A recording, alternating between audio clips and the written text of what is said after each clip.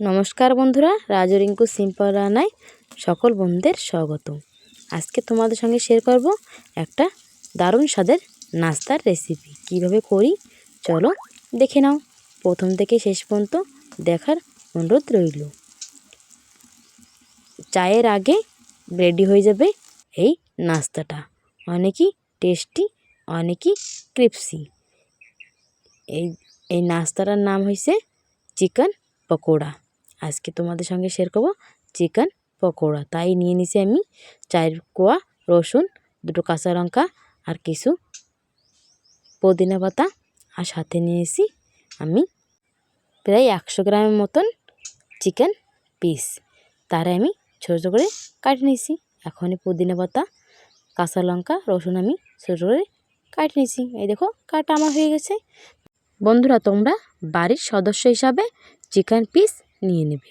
আমরা বাড়ি 2 জন, তাই চিকেন পিস আমি 100 গ্রাম নিয়ে নিছি।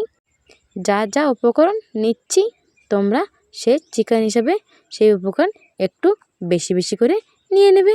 একটা বাটিতে দিয়ে দিলাম চিকেন পিস, সাথে দিয়ে দিলাম কাঁচা লঙ্কা, রসুন কাটে রাখা, পুদিনা পাতা, তারপরে স্বাদমতো লবণ, হলদি পাউডার, 2 চামচ বেসন, তারপর দিয়ে দিলাম আমি 2 চামচ ব্রেডের ক্রাম্বস দিয়ে আমি এখন অল্প একটু জল দিয়ে ভালো মতন ম্যারিনেশন করে নেব। একদম শুকা শুকা করে ম্যারিনেশন করে নেব। অল্প অল্প হালকা হাতে আমি ম্যারিনেশন করে নেব। এই দেখো ম্যারিনেশন করা হয়ে গেছে, কত সুন্দর দেখো। এখনই 10 মিনিটের জন্য আমি রেস্টে রেখে দেবো, যার কারণে মশলা ভালো মতন চিকেনের সাথে মিশে যাবে। এদিকে আমি চুলোর পরে দিয়ে দিলাম একটা কড়াই দিয়ে দিলাম ওতে সাদা তেল। তেলটা একটু হালকা গরম করে নেব। এই দেখো রেস্টে রাখা মাংস অনেকই সুন্দর হয়ে গেছে। এখন তেল হালকা গরম হয়ে গেছে, আমি এক এক করে চিকেনের পিস দিয়ে দেবো তেলের পরে। একদম হালকা আঁচে আমি চিকেন পিস ভালো মতন ফ্রাই করে নেব।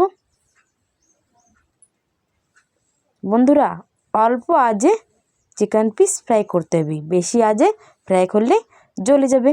এই দেখো কত সুন্দর চিকেন পিস ভাজা হয়ে গেছে। এই দেখো একটা প্লেটে নামায় নিছি।